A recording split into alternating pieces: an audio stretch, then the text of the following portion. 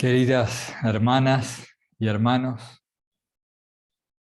es un gusto encontrarlos nuevamente. Ahora para la práctica semanal sugerida, o quizá para la práctica que recomendamos hasta el fin de enero. Dependerá un poco de las condiciones técnicas que encontremos en nuestra nueva locación en la localidad de Calmayo. Como decía mi abuela, ustedes me van a ver hasta en la sopa, con tantos videos estos días. Pero bueno, hemos tratado de transmitir lo que podemos y dejar algo bien práctico para estos días siguientes. Hay mucha información en el blog. Con frecuencia, quienes se acercan por primera vez me escriben y me dicen por dónde empezar. Hay tanto contenido, es cierto, son muchos años del blog, tiene mucho contenido. Hay más de 2000 artículos publicados en texto. Entonces, ¿dónde conviene empezar en el blog? De acuerdo a los intereses de cada uno. Filocalía, la enseñanza de estos padres que cultivaban la oración de Jesús como modo de vida, como ascética, en busca de la oración incesante del corazón. Es un buen comienzo, tienen el curso de Filocalía en 80 clases, tienen algunas indicaciones nuestras que sugieren empezar por tal o cual clase. A manera de síntesis, tienen una tabla de contenidos precisamente con los contenidos de las clases. Si les interesa un poco conocer los resortes psicológicos o cómo es esto de los automatismos mentales que nos llevan en forma muy frecuente a hacer el mal que no queremos hacer y a no encontrar el modo de hacer el bien que sí queremos, fenomenología puede ser de utilidad. Hay que guiarse también por el gusto y la afinidad. No forzarse. Si ustedes empiezan un curso y ven que no les facilita rápidamente, no les produce una expansión, no los estimula al crecimiento en alguna ascética o en el camino espiritual, cambien a otro. No, hay que guiarse sin mortificarse. Después tienen una pestañita que se llama arriba, si entran por ordenador, la solapa superior, que dice textos propios. Esos son escritos de muchos años, de este año, pero también de los años anteriores, donde intentamos sintetizar experiencias, sea personales, sea las que tuvimos gracias a las enseñanzas de nuestro maestro espiritual, o quizá derivada de alguna lectura y que hemos tratado de transmitir. Allí la única forma de guiarse es por los títulos. Los títulos representan bien, por lo general, el contenido. Así que bueno, después tienen una pestaña que se llama Prácticas, donde hay retiros y ejercicios. Desde el primer retiro sobre el peregrino ruso, primer ejercicio de 30 días sobre el peregrino ruso allá por 2012, hasta este último, que llamamos La Paz del Corazón, que consta de 3 vídeos y que también va a estar ahí puesto en esta pestaña. Y bueno, con paciencia. Hay un chat, yo les voy a poner en la publicación donde va a estar este vídeo, debajo, hay una dirección de chat, de un grupo de WhatsApp. Este grupo de WhatsApp lo administra Guadalupe, fue creado con la intención de que quienes coordinaban los momentos de reunión pudieran allí ponerse de acuerdo en día, hora y modalidades. Después se sumó bastante más gente, hay como 30 y algo. Pueden sumarse allí si encuentran, si quieren compartir con los hermanos, digamos, a lo mejor hay cambios de horario en las oraciones o cambios de enlace, pueden sumarse allí. Es importante, hermanas y hermanos, que no usemos ese chat para distribuir contenidos, porque si no sumamos confusión a la enorme cantidad de estímulos. Hay muy buenos contenidos que ustedes comparten, de tal sacerdote, de tal meditación, que tal escrito. Pero ese chat no es para eso. Les pido que ese chat lo usen teniendo a los momentos de oración por centro. Entonces, ¿quieres hacer la lectura del Evangelio en algún día de la semana? ¿Quieres repetir la oración de Jesús? ¿Quieres colaborar? Escribes. O preguntas, ¿dónde encuentro tal cosa en el blog? Que no encuentro el vídeo del retiro, no encuentro el enlace para la oración. Bueno, súmate al chat, que allí Guadalupe y otros hermanos te van a saber ayudar. Bueno, yendo al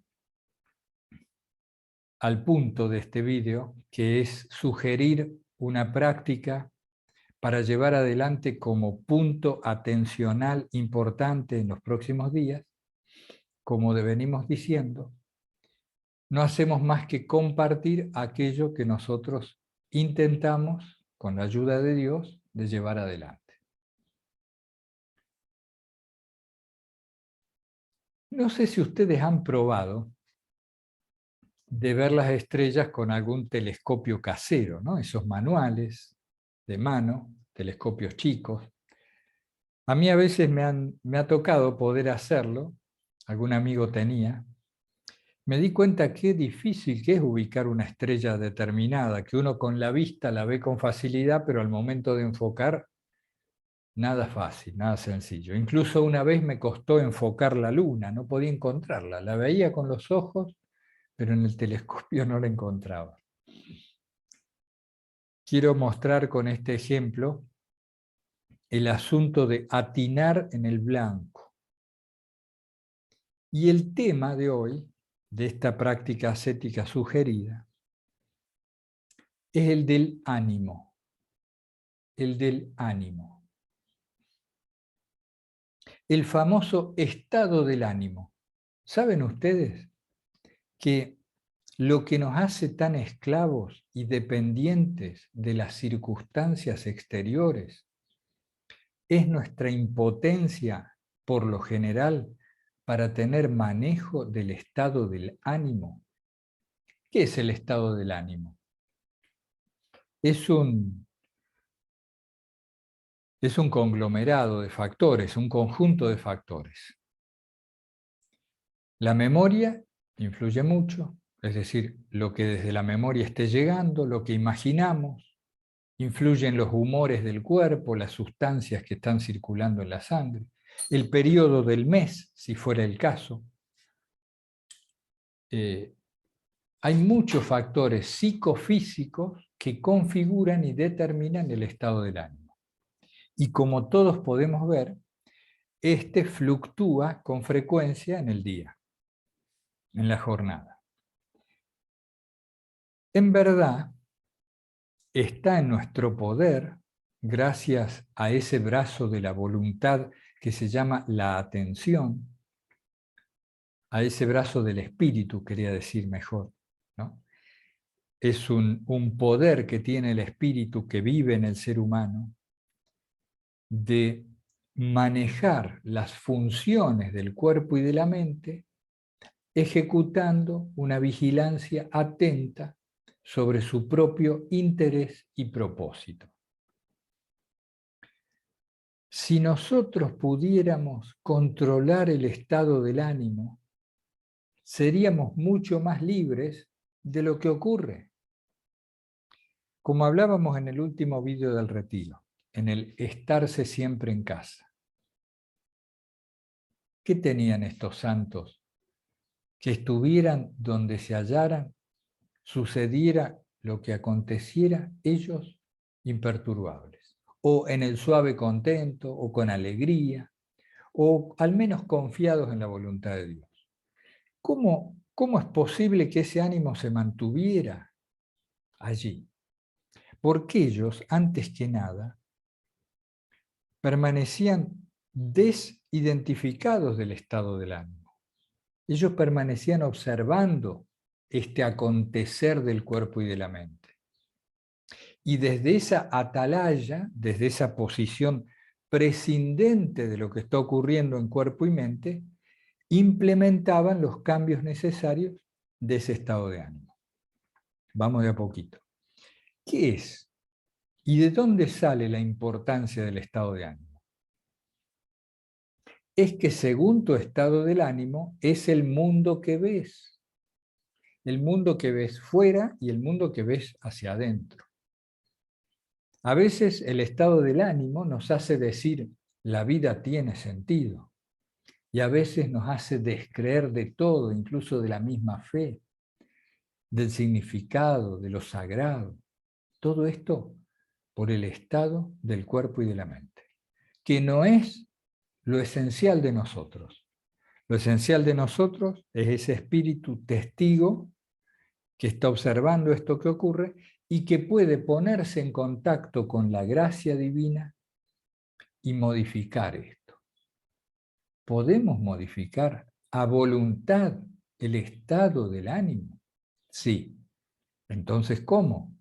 Porque si podemos modificarlo a voluntad, deja de importarnos tanto lo que acontezca afuera. E incluso lo que acontece en los pensamientos.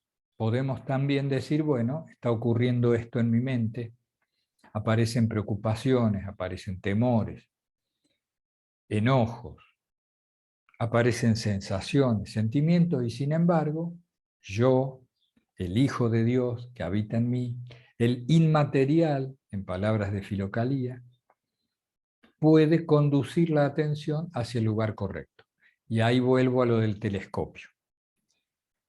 Hay un estado del ánimo que es el adecuado para vivir en Cristo. Un estado del ánimo, un enfoque que nos permite orar, que nos permite actuar con devoción y unción, que nos permite tomar lo que acontece como realmente es decir, enviado por Dios, y responder a esto adecuadamente, según los mandamientos, según los consejos evangélicos. Pero para esto hay que estar en el ánimo adecuado. El ánimo es un modo de ser y estar en armonía el cuerpo, la mente y el espíritu. El espíritu al mando, manejando estas funciones. Pero ¿qué pasa? Automáticamente se nos desencaja el foco del telescopio. Y en vez de estar enfocados en Cristo, en el recuerdo ininterrumpido de Dios, en la oración incesante, etc., el telescopio se mueve a su antojo, al antojo de los humores y los estímulos múltiples y variables. ¿Cómo hacemos para enfocarnos en el propósito del año, por ejemplo, en lo que estamos pidiendo en nuestra oración, en la gracia que pedimos y en la apertura a ella? ¿Cómo hacemos para permanecer enfocados a pesar de todos los movimientos? Tenemos que conocernos un poco a nosotros mismos, obviamente. Primero, detectemos con precisión cuál es ese estado del ánimo en el que quiero estar. ¿Cuál es? Al decir del hermano Lorenzo, por ejemplo, en el librito, lo vamos a ver si lo ponemos aquí también debajo nuevamente, en el librito La práctica de la presencia de Dios, el hermano Lorenzo decía que él dialogaba constantemente con Dios. Este monje inglés, un cartujo aparentemente, había podido desplazar las divagaciones, las ensoñaciones habituales a un constante diálogo con Dios. Y se entregaba a ese diálogo cada vez que tenía dificultades, cada vez que tenía sensaciones fuertes. Y encontraba la manera de hacer sus deberes en la presencia, en la presencia.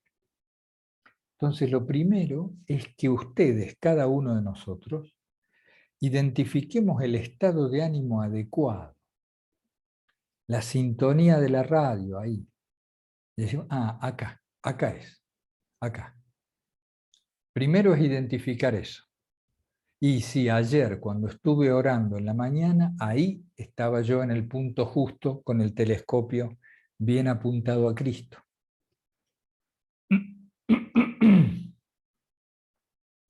o cuando salí de misa, o después de comulgar, o cuando conversé con tal, o después de leer ese libro. Ahí está. Ubiquen cuál es el estado de ánimo adecuado para mejor servir al Señor.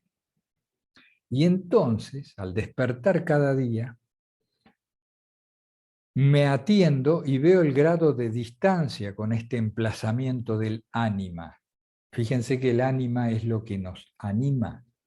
Por eso es tan importante, porque nos configura el tono vital, el contento, la fuerza, la mirada. Entonces me despierto y ubico la posición donde estoy. Estoy lejos, estoy cerca. Y allí tener ya armado el kit, el maletín de recursos que uno sabe que le sirven. Hay quien va a la salmodia, ¿no? En una época a nosotros nos servía mucho. Vieron que si uno se pone a salmodiar en la soledad de su cuarto, siguiendo los sentimientos del salmista, muchas veces esto nos coloca en el punto adecuado. Por ejemplo, estamos asediados por pensamientos múltiples, ¿no? Por rencores, por preocupaciones, angustias. Tomamos un salmo y dice: Señor, líbrame de mis enemigos que me acosan por todas partes. Aplástalos con tu brazo poderoso. A los pensamientos. Podemos traducir lo que dice el salmo a nuestro mundo interior. O me encuentro seco, sin devoción. Vamos a los salmos de alabanza y empezamos, ¿no? Grande eres, Señor, qué inmensidad la tuya, creador del cielo y la tierra y demás. Y uno empieza ahí y empieza a encender el fuego. O el autor espiritual. Los monjes siempre aconsejan mucho la lectura espiritual. Del autor o de a lo sumo dos autores que nos sirvan y seguirlos ahí, encender el fuego. ¿Cómo enciendo el fuego? Tengo que encontrar la chispa y ponerlo bajo la leña. ¿Será ver un vídeo? ¿Será meditar en silencio? ¿Será ordenar el escritorio? ¿O hacer el desayuno de cierto modo a mis hijos, a mi esposo, a mi esposa? ¿O salir a caminar respirando hondo e invocando el santo nombre? ¿Será hincarse ante el cirio y los íconos? Cada uno sabe. Pero lo más importante tiene que ser, al empezar la jornada, situarse en la disposición adecuada para mejor servir al Señor.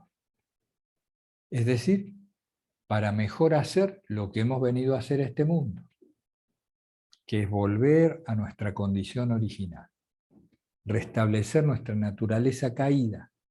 ¿Y qué caracteriza a la naturaleza caída? Que no percibimos los pasos del Señor en el jardín, al caer la tarde, como dice el Génesis. Es decir, el mundo se nos ha desacralizado.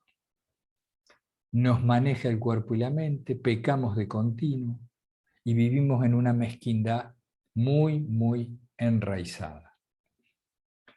Por eso, la práctica sugerida es priorizar el manejo de nuestro ánimo.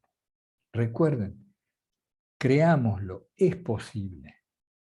No tenemos por qué estar sometidos a los vaivenes humorales, hormonales, mentales, etcétera, o esos estímulos sociales, ni siquiera de la meteorología, que hace calor y ya me bajoneo, o hace frío y me encierro en mí mismo.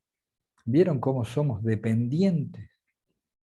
Y si tuviéramos el poder, gracias a la gracia del Espíritu Santo, de nosotros, de determinar la permanencia en ese ánimo que buscamos, cuánto más libres seríamos de lo que ocurre. Entonces, como sabemos, todo esto es gracia, invocar la gracia, pero tomar la determinada determinación de no dejarse llevar y de centrar la atención en este enfoque, ¿no? Como si miráramos a través de una mira telescópica, ¿no? El blanco.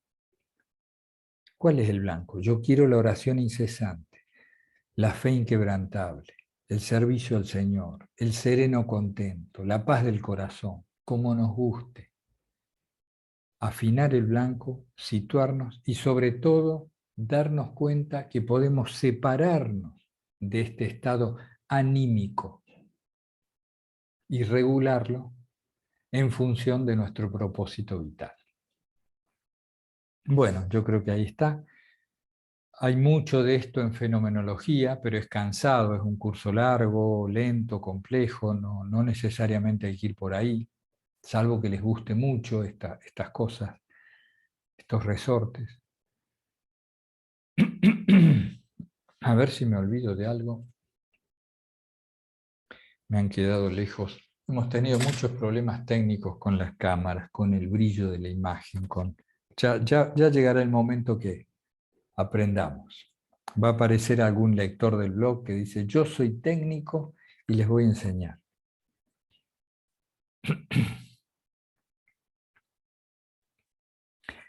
Entonces, esa es la tarea. Una frase que me quedó pendiente, que puede servir también. Pedir la voluntad de Dios antes de cada cosa. Pedirla de verdad, no como un amuleto, sino de verdad. Antes de cada cosa, si es posible. Me voy a ir al trabajo, me estoy yendo al trabajo. Pedir la voluntad de Dios. Y nuestra anuencia y disposición a ella. Voy a subir al auto, Señor, tu voluntad. Siempre tenemos que volvernos obsesivos de Dios. Un poco lo que en otra época se han llamado los locos por Cristo o los locos de Cristo. En la Rusia del siglo XIX, XVIII, incluso antes, aparecieron una serie de personajes, por lo general eremitas vagabundos o peregrinos errantes, como nuestro peregrino ruso, porque se armó todo un movimiento muy intenso de espiritualidad en esa época, a la luz de los monasterios, que eran verdaderos centros de irradiación espiritual, y después de los escritos de Filocalía y demás. No es el tema ahora. Y empezaron a aparecer estos personajes, los locos de Cristo. Y se los veía pasar, cuentan, atravesando un poblado, ¿no? Recitando la oración de Jesús. Totalmente entregados a la oración. Algunos otros cantaban alabanzas a Dios. Entonces le decían los locos de Cristo. Sin cierto grado de obsesión, no se alcanza la oración incesante y tampoco la paz del corazón. Depende de la gracia, sí, y de cierta obsesión que hay que tener. ¿Qué es esta especie de sana obsesión? La profunda convicción de que el sentido de la vida pasa por la unión con Dios y no por otras cosas. Cuando uno comprende eso, se obsesiona un poco y dice, te voy a encontrar, Señor. Después uno se entera que es Él el que nos andaba buscando y llamando a cada rato. Bueno, no me alargo más. Espero que todo vaya muy bien. Encontrarnos pronto, volver a conectarnos con Internet desde el campo y que esta pequeña comunidad orante crezca, se cultive y sobre todo que nos hermanemos cada vez más bajo el influjo y el refugio del santo nombre de Jesús. Un abrazo fraterno a todos, invocando su santo nombre. Hasta pronto.